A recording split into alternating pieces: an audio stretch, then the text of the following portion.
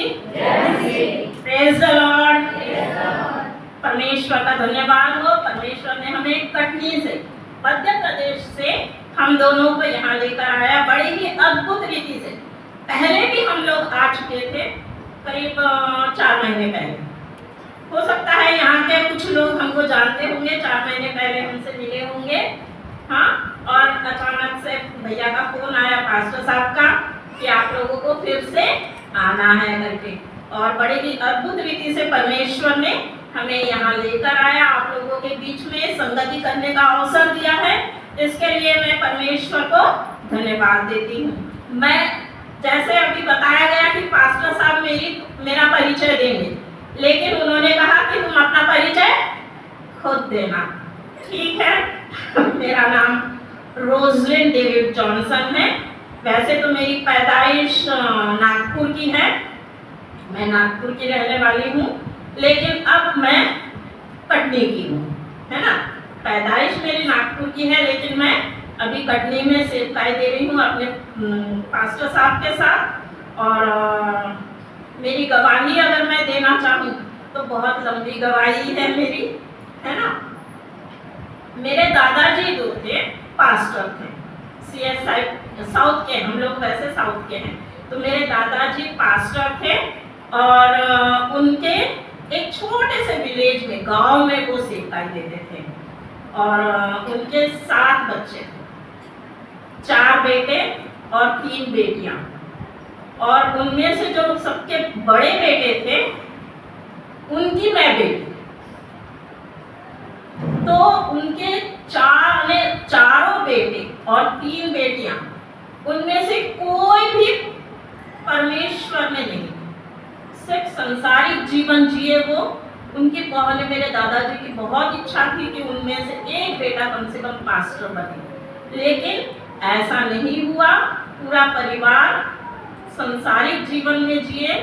और मेरे डैडी जो थे वो बहुत बड़े बिजनेसमैन थे, पैसों की कोई कमी नहीं थी, लेकिन घर में परमेश्वर की उपस्थिति नहीं थी। ऐसे परिवार में मेरा जन्म हुआ और मैं पहले जन्म से ही क्रिश्चियन, लेकिन मसीही होते हुए भी सिर्फ नाम की क्रिश्चियन थी। ऐसा कुछ भी मेरे जीवन में नहीं था जिसे देख करके कोई कह सकता था कि मैं मसीही हूँ। तो ऐसे ही माहौल में मेरी परवरिश हुई, मैं बड़ी हुई, मेरी पढ़ाई हुई, और मैं पढ़ने के बाद टीचर का ट्रेनिंग करी और फिर पढ़ाई पूरी करी। लेकिन तब तक मुझे मेरे अंदर मसीही जीवन कहीं से भी दिखाई नहीं देता था।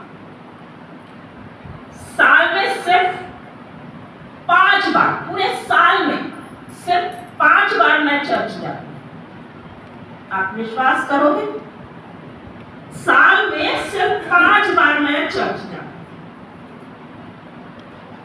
पाम संडे, गुड फ्राइडे और पुनरुत्थान दिवस, क्रिसमस, न्यू ईयर, बस साल में 5 बार मैं चर्च जाती। और बाकी हर संडे मैं घर में रहती थी टीवी देखने के लिए।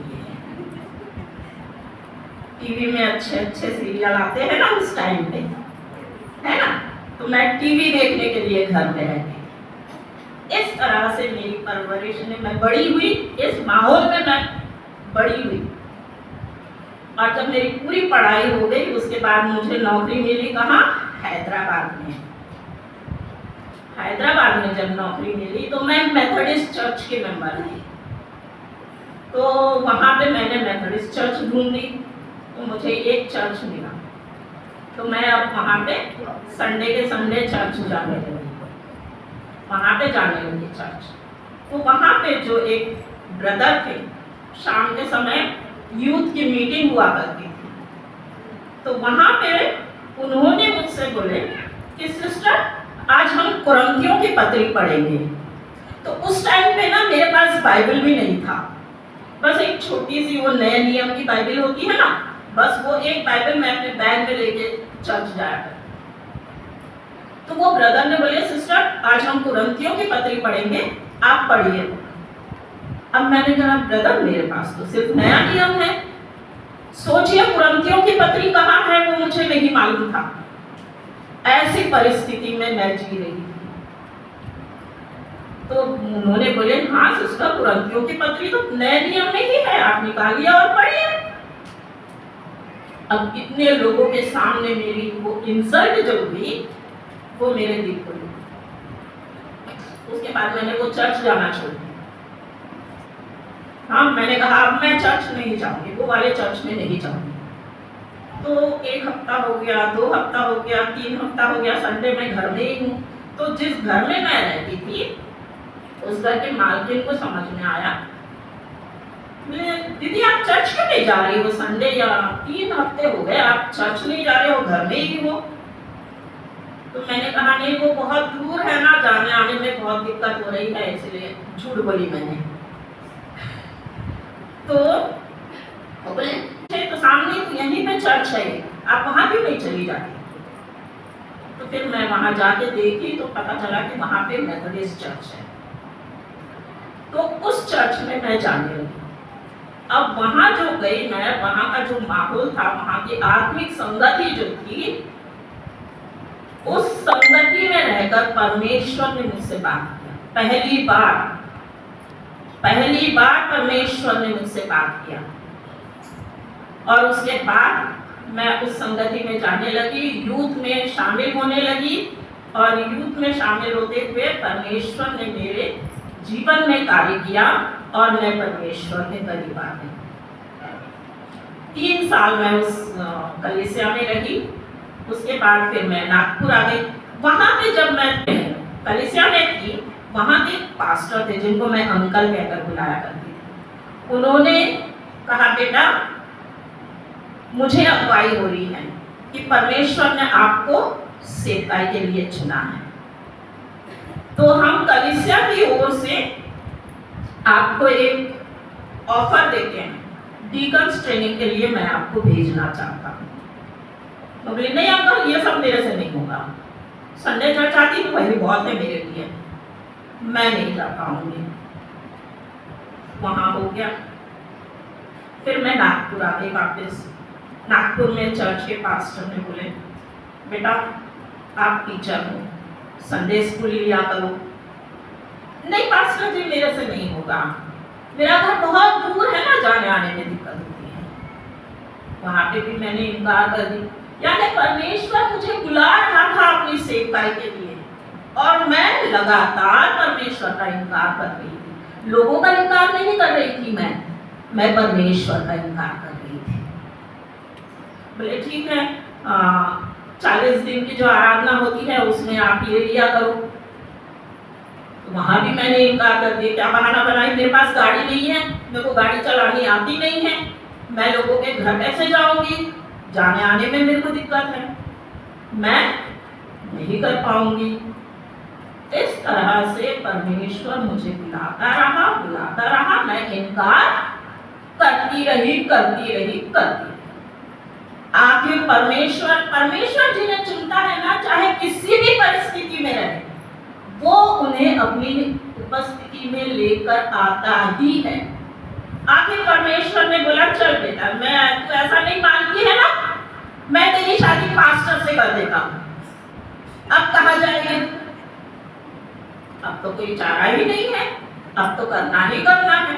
और परमेश्वर ने मेरी शादी एक पास्टर से कर दी। अब मैं इनकार नहीं कर सकती थी। तो 2005 में हमारी शादी हुई और 2005 से लेकर आज तक मैं परमेश्वर का कभी इनकार नहीं कर पाई। परमेश्वर का धन्यवाद हो, परमेश्वर ने मुझे चुना, पहले से ही चुन लिया था, लेकिन मैं उसकी आवाज को समझ नहीं पाई, सुन नहीं पाई और परमेश्वर का इनकार करती रही। लेकिन अपने चुने हुए लोगों को परमेश्वर ना तो कभी छोड़ता है और ना कभी त्यागता है। चाहे किसी भी परिस्थिति में रहे, परमेश्वर अपने लोगों को अपनी समीपता में लेकर ही आता है। इसके लिए परमेश्वर ने मुझे आज ये अवसर दिया कि आज मैं यहाँ आकर आप लोगों के बीच में परमेश्वर का वचन रख सकूं, इसके लिए मैं परमेश्वर को धन्यवाद देती हूँ।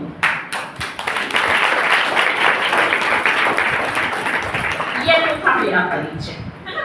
मेरा परिचय मैंने दिया।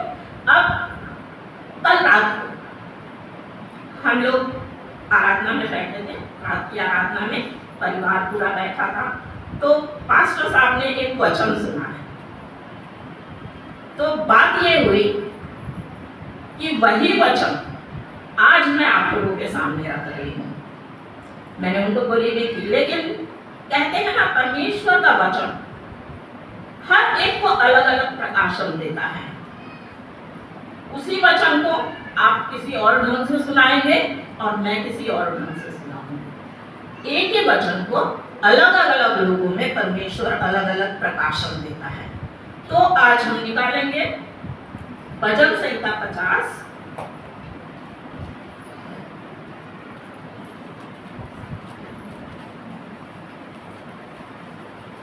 उसका 14 और 15। भजन संहिता 50 उसका 14 और 15 दो वचन कोई भी जोर से पढ़ेंगे। परमेश्वर को धन्यवाद ही का बलिदान चढ़ा और परम प्रधान के लिए अपनी मन्नतें पूरी कर और संकट के दिन मुझे पुकार, मैं तुझे छुड़ाऊंगा और तू मेरी महिमा करने पाए। यहाँ इस प्रकार लिखा हुआ है, भजन संहिता 50 उसका 14 और 15। परमेश्वर को धन्यवाद ही का बलिदान चढ़ा और परम प्रधान के लिए अपनी मन्नतें पूरी कर। परम प्रधान के लिए अपनी मन्नतें पूरी कर। अब यहाँ पे हम किसी एक वचन को देखेंगे। परम प्रधान के लिए अपनी मन्नतें पूरी कर। मन्नत किसे कहते हैं? कोई बता सकता है? मन्नत किसे कहते हैं? चलिए एक और वचन निकालते हैं। गिनती 30 का 2 पढ़ेंगे। जब कोई पुरुष यहोवा की मन्नत माने या अपने आप को वाचा से बांधने के लिए शपथ खाए, तो वह अपना वचन न टाले। जो कुछ उसके मुंह से निकला हो उसके अनुसार वह करे। कि जब कोई पुरुष यहोवा की मन्नत माने, वह अपने आप को वाचा से बांधने के लिए शपथ खाए, तो वह अपना वचन न टाले। जो कुछ उसके मुंह से निकला हो उसके अनुसार वह करे। तो यहाँ पे स्पष्ट है, मन्नत यानी परमेश्वर से वाचा बांधना, शपथ खाना या फिर वादा करना। हम मनुष्यों से वादा करते हैं ना, कहते हैं, प्रॉमिस करते हैं और उसे कभी भूल जाते हैं, कभी कर लेते हैं, है ना? प्रॉमिस करके हम भूल जाते हैं। लेकिन यहाँ बता रहा है कि अगर हम परमेश्वर से वादा करते हैं या फिर किसी तरह से परमेश्वर से वाचा बांधते हैं या परमेश्वर के सम्मुख में हम किसी प्रकार की शपथ खाते हैं, तो उसे ना टाले परंतु पूरा करें। परमेश्वर से वाचा बांधना या परमेश्वर के सामने किसी प्रकार का वादा करना या शपथ खाना, इसी को हम मन्नत कहते हैं। और स्पष्ट रूप से समझाने के लिए मैं आपको मेरे जीवन की एक और गवाही बताना चाहूंगी। अभी कोरोना काल हुआ था, सबको मालूम है। जब 3 स्टेज हुए थे कोरोना में, है ना? 3 स्टेज हुए। जब पहली बार कोरोना हुआ तब तो डॉक्टरों को कुछ मालूम ही नहीं था कि ये क्या बीमारी है और इसकी क्या दवाई है, इसका कैसा इलाज होता है, कुछ भी नहीं मालूम था। और उस टाइम पे सिर्फ गवर्नमेंट हॉस्पिटल में ही एडमिट होना पड़ता था, प्राइवेट डॉक्टर्स नहीं लेते थे। ऐसे समय में मुझे कोरोना हो गया और इतना बुरी तरह का कोरोना था ये कि मैं अब नहीं बचूं। मुझे एम्बुलेंस आई, लेके चली गई हॉस्पिटल में, अकेले, इनको नहीं आने दिए, मुझे अकेले एम्बुलेंस में डाल के लेके गए और बोल दिया गया कि जाइए हॉस्पिटल में एडमिट हो जाइए, और वो वार्ड तीसरे मंजिल पर, और मैं चल नहीं पा रही थी, खांसी, इतनी भयंकर तकलीफ थी मुझे। मैं कैसे वहां तक पहुंची और वहां जाके गिर गई मैं। फिर डॉक्टर्स सिस्टर्स आए, मुझे उठा के बेड पे लेके गए, ऑक्सीजन लगा दिए, बस कोई देखने नहीं आता था। और उसके बाद सिर्फ सुबह एक सिस्टर आती थी, वो पूरा किट पहन के इंजेक्शन वगैरह देती थी और चले जाती थी। 3 दिन मैं ऐसे ही पड़ी रही। उसके बाद इन्होंने हायर अथॉरिटीज से परमिशन लिए और मिलने आते थे, किसी को मिलने नहीं दिया जाता था, लेकिन ये आते थे। उसके बाद मुझे कह दिया गया कि आपको जबलपुर रेफर कर दिया जाता है। जबलपुर रेफर करने का मतलब ये है कि अब कटनी के डॉक्टर्स कुछ नहीं कर सकते, हो गया खत्म। कटनी के डॉक्टर्स के हाथ से मैं निकल गई, अब मुझे जबलपुर भेजा जाएगा। मैंने साफ इनकार कर दिया, मैंने साफ इनकार कर दी कि मुझे जबलपुर नहीं जाना है।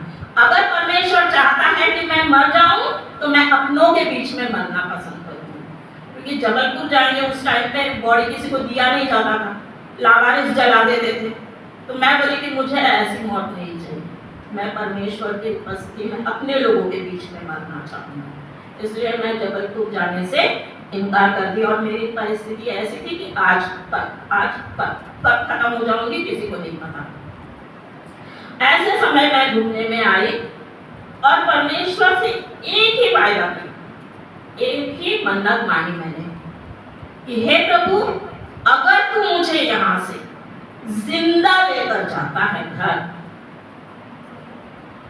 जिसकी कोई उम्मीद नहीं थी, अगर तू मुझे जिंदा घर लेकर जाता है तो मैं 6 महीने तक हर शुक्रवार को उपवास रखूंगी। ये मन्नत मैंने परमेश्वर से मांगी और आज मैं जिंदा हूं। परमेश्वर का धन्यवाद हो। परमेश्वर ने मेरी मन्नत को ग्रहण किया, मुझे चंगाई दिया और मैं चंगी होकर घर वापस गई। और उसके बाद मन्नत जो माने उसे पूरा करना भी जरूरी है ना।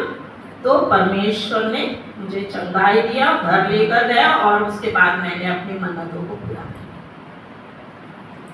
यहाँ पे बाइबल में बताया गया है मन्नत मानना बहुत ही गंभीर बात है। अब ऐसा क्यों कहा गया? मन्नत मानना बहुत गंभीर बात है। आइए हम एक और वचन को देखेंगे। हम देखेंगे 11 अध्याय 36 से 39। यहाँ इस प्रकार लिखा है, तब यहोवा का आत्मा हित्तिया में समा गया और वह गिलाद और मनश्शे से होकर गिलाद के मिस्पे में आया और गिलाद के मिस्पे से होकर अम्मोनियों की ओर चला। और हित्तिया ने यह कहकर यहोवा की मन्नत मानी कि यदि तू निस्संदेह अम्मोनियों को मेरे हाथ में कर दे, तो जब मैं कुशल के साथ अम्मोनियों के पास से लौट आऊं, तब जो कोई मेरे भेंट के लिए मेरे घर के द्वार से निकले वह यहोवा का ठहरेगा और मैं उसे होम बलि करके चढ़ाऊंगा। तब हित्तिया अम्मोनियों से लड़ने को उनकी ओर गया और यहोवा ने उनको उसके हाथ में कर दिया। ओके, तो यहाँ पे दिया है हित्तिया जो था, उसके अगर हम पहले के वचनों को पढ़ेंगे, ये जो था हित्तिया, ये एक वेश्या का बेटा था।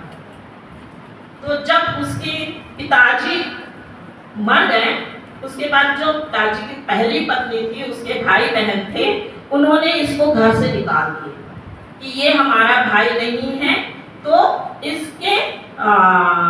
इसको कोई संपत्ति हमारे पास से नहीं मिलेगी, हाँ वो कुछ नहीं मिलेगा करके उसको घर से निकाल देते हैं। लेकिन वो जो था वो बहुत बलवान था, शूरवीर था, तो वो अलग जाकर रहने लगता है। और उसी टाइम पे इजराइलियों पर अमोनियों के तरफ से लड़ाई शुरू हो जाती है। अमोनी उन पर अटैक करते हैं। तब सबको लगता है कि इत्या को बुलाना चाहिए, क्योंकि उसके सिवा हमारी तरफ से लड़ने वाला और कोई नहीं है। तब जाके इत्या उसको, सब लोग जो बुजुर्ग होते हैं वहाँ इजराइल के जितने बुजुर्ग थे वो सब जाकर इत्या को बुलाते हैं और रिक्वेस्ट करते हैं कि हमारी ओर से अमोनियों से लड़। तब वो मान जाता है और तब वो यहोवा से मन्नत मांगता है। क्या मन्नत मांगता है? अगर तू इनसे इस युद्ध में मुझे विजयी करेगा तो जब मैं घर लौट के जाऊंगा तब मेरे घर से जो पहले व्यक्ति घर से निकल के मेरा स्वागत करेंगे वो मैं तुझे दे दूंगा। कैसे? ऐसे ही नहीं, वो तेरा ठहरेगा और मैं उसे होम बलि करके दे दूंगा। बहुत कठिन मन्नत माना था उसने, है ना। तो आगे क्या होता है ये हम देखें। 34 में ये लिखा है, जब इत्या मिस्पा को अपने घर आया तब उसकी बेटी डफ बजाती और नाचती हुई उसके भेंट के लिए निकल आई। तो सबसे पहले कौन घर से बाहर निकला उसके स्वागत के लिए? उसकी बेटी। वह उसकी इकलौती थी। उसको छोड़ उसके ना तो कोई बेटा था और ना कोई बेटी, सिर्फ एक बेटी थी उसकी। और उसने परमेश्वर से मन्नत मान लिया, जो पहले मेरे स्वागत के लिए आएगा उसको मैं होम बलि करके तुझे चढ़ाऊंगा। अब उसकी बेटी आई और उसके अलावा ना उसका कोई बेटा था ना बेटी। उसको देखते ही उसने अपने कपड़े फाड़कर कहा, हाय मेरी बेटी, तूने कमर तोड़ दी और तू भी मेरे कष्ट देने वालों में हो गई। अब क्या करें? क्योंकि मैंने यहोवा को वचन दिया है और उसे टाल नहीं सकता। उसने उससे कहा, हे मेरे पिता, तूने जो यहोवा को वचन दिया है तो जो बात तेरे मुंह से निकली है उसी के अनुसार मुझसे बर्ताव कर, क्योंकि यहोवा ने तेरे अमोनी शत्रुओं को तेरा पलटा दिया है। ओके, तो वो कहती है कि ठीक है, जब आपने यहोवा से शपथ खाई है तो जैसा यहोवा के सामने आपके मुंह से वचन निकले हैं वैसा ही तू मेरे साथ कर। तो बेटी भी साथ देती है। और उसके बाद अगर आप आगे बढ़ोगे तो परमेश्वर को, मैंने पहले ही कहा था ना, बहुत गंभीर बात है। मन्नत मानना इतना आसान नहीं है। मन्नत मानना और उसे पूरा करना इतना आसान नहीं होता। अब उसने माना है तो उसे पूरा भी करना है। तो अपनी बेटी को परमेश्वर के लिए वो हवन करके चढ़ाता है। कितनी गंभीर बात है। एक और बात हम देखेंगे, एक और उदाहरण हम देखेंगे। आप सब जानते होंगे हन्ना के बारे में। हन्ना भी एल्काना की दूसरी पत्नी थी, पहली एक पत्नी, और तो वो उसके बच्चे थे। अब इसके बच्चे नहीं थे, ये बांझ थी, तो सब उसको चिढ़ाया करते थे, परेशान करते थे। तो उसने यहोवा के सामने एक मन्नत मांगी, बिलख बिलख कर रोते हुए एक मन्नत मांगी कि हे प्रभु, अगर तू मुझे बेटा देगा तो मैं जीवन भर के लिए तुझे समर्पित कर दूंगी। और परमेश्वर ने उसकी प्रार्थना को सुना और उसको बेटा दिया। अब वो क्या करे? एक तो बांझ, इतने सालों के बाद उसको एक बेटा हुआ, उसे भी छोड़ दे। आप होते तो क्या करते? आप होते तो क्या करते? इतनी मन्नतों के बाद, इतनी मुश्किलों के बाद एक बेटा हुआ, लेकिन परमेश्वर के नाम का धन्यवाद हो, उसने परमेश्वर को अपना बेटा समर्पित कर दिया। अपनी मन्नतों को उसने पूरा कर दिया। और परमेश्वर ने उसको इतनी आशीष दी। वो बेटा कौन था? शमूएल निकला, इज़राइल का पहला भविष्यवक्ता, परमेश्वर को आशीष के रूप में समर्पित हो गया। और उसने क्या क्या कार्य किया, अगर आप शमूएल के इसको बुक को पढ़ेंगे, पहला अध्याय, पहला शमूएल, दूसरा शमूएल पढ़ेंगे, तो आपको पता चलेगा कि उसने कितने कितने बड़े बड़े कार्य किया था परमेश्वर के लिए। हाँ, तो मेरा कहना, हम मन्नत मानना जरूरी है। मन्नत, जब भी आपके जीवन में कोई कठिन समस्याएं आती है, कोई ऐसी बात होती है जो हमारे लिए असंभव सी लगती है, तब हम परमेश्वर के सामने घुटनों पर आए और परमेश्वर से मन्नत माने मेरे प्रियो, लेकिन सोच समझकर। अब हम तो इत्या और हन्ना के जैसे तो नहीं हो सकते, है ना, कि अपने बच्चों को ही समर्पित कर दे। कर सकते हैं? बहुत मुश्किल है। तो इसलिए मन्नत ऐसा मानना, कैसे मानना चाहिए मन्नत? जो हम सह सके, जिसे हम पूरा कर सके, जो हमारे लिए संभव हो, ऐसे मन्नत माने। कई प्रकार के मन्नत हो सकते हैं। प्रभु, अगर तू मेरा ये काम कर देगा, तो जैसा मैंने करी थी, 6 महीना हर फ्राइडे उपवास रखूंगी, मैंने करी, वो हमारे लिए संभव है ना, वो हम कर सकते हैं। या फिर अगर तू हमें हमारा ये काम कर देगा, या फिर हमें ऐसे चंगाई दे देगा, या फिर मेरे को अच्छी सी नौकरी दे देगा, जवान लड़कियां अगर मुझे सही पति दे देगा, हाँ हाँ, तो मैं 100 गरीबों को खाना खिला दूंगी, है ना। ये मन्नत भी हम पूरा कर सकते हैं। या फिर परमेश्वर के सेवकों की सेवा करूंगी, चर्च में इतना दान दे दूंगी। कई तरह की मन्नत, ये तो मैंने कुछ उदाहरण बताई है ना। तो इस तरह से हम मन्नत मान सकते हैं। लेकिन क्या होता है, हम मन्नत तो मान लेते हैं, और जब परमेश्वर हमारे कार्यों को पूरा करता है, उसके बाद क्या होता है? भूल गए, है ना, हमारे दिमाग से उतर जाता, भूल जाते हैं हम। लेकिन परमेश्वर का वचन कहता है, तुम मन्नत मानो तो तुरंत उसे पूरा करना, अगर नहीं करोगे परमेश्वर तो वो चीज ले लेगा, लेकिन उसका लेखा आप लोगों को देना पड़ेगा। परमेश्वर से वाचा बांध के अगर उसको तोड़ते हैं, तो परमेश्वर आपसे लेखा लेगा मेरे प्रियो। वो किसी न किसी रीति से वो अपनी बात जो मन्नत है उसको पूरी करवा लेगा, लेकिन आपसे लेखा लेगा। और ये मेरा पर्सनल एक्सपीरियंस है, मेरा पर्सनल एक्सपीरियंस है। हम जिससे सबसे अधिक प्यार करते हैं, चाहे वो व्यक्ति हो, चाहे कोई वस्तु हो, या कुछ भी हो, परमेश्वर उसे हमसे छीन लेता है। क्योंकि परमेश्वर जलन रखने वाला परमेश्वर है। मुझसे ज्यादा उससे प्यार करती है तू, हाँ? उसी को मैं छीन लेता, तब क्या करेगी? हाँ? अच्छा, ये मुझे बहुत पसंद है, वो परमेश्वर छीनेगा। जो चीज आपको सबसे ज्यादा पसंद आती है, यानी परमेश्वर को हमेशा पहला स्थान देना चाहिए। अगर आपने परमेश्वर को दूसरा स्थान दिए और किसी और को पहला स्थान दिए, और उसकी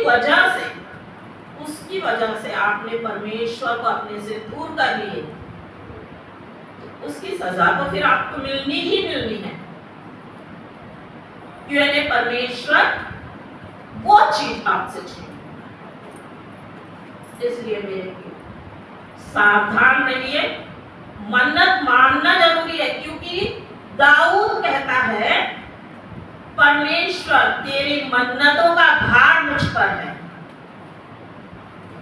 भार अपने ऊपर कब आता है? एक एक उदाहरण मैं देती हूँ। मान लीजिए आपने कहीं से उधार लिए या फिर कोई बैंक से लोन लिए हैं, तो जब तक वो बैंक का लोन या किसी का उधार खत्म नहीं होता तब तक हम कितने बेचैन रहते हैं। बड़ी बेचैनी रहती है, कब मेरे सिर से वो कर्जा उतर जाए, कब मैं उस कर्जे से मुक्त हो जाऊं। न रात को सो पाते हैं, न ठीक से खा पाते हैं, न कुछ काम कर पाते हैं, कुछ हमारा दिमाग ही काम नहीं करता जब तक वो कर्जा उतर नहीं जाता। तो ये जो मन्नत है परमेश्वर से जो हमने वाचा बांधा है, उसे भी उसी रीति से लेना चाहिए। वो एक भार हमारे ऊपर रहता है, जब तक वो भार उतर नहीं जाता तब तक हमें निश्चिंत नहीं रहना। सबसे पहला काम हम अपने मन्नतों को पूरा करें, नहीं तो परमेश्वर आपसे उसका लिखा लेगा। 100% परमेश्वर वो आपसे ले ही लेगा। लेकिन जो चीज प्यार से दे दे वो अच्छा लगता है। छीन के लो तो आपको कैसा अच्छा लगेगा? लगेगा अच्छा। अगर कोई आपसे कुछ चीज छीन के ले ले तो प्यार से ही दे दो ना जी। छीनने का मौका क्यों देते हो, है ना?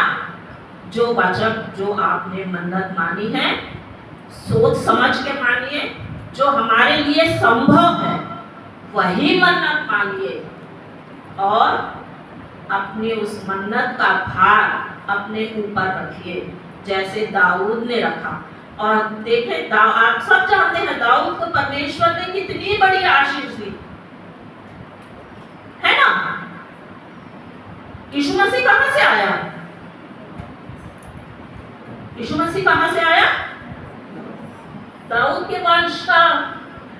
यीशु मसीह जो है दाऊद के वंश का है, दाऊद के वंश से आया यीशु मसीह।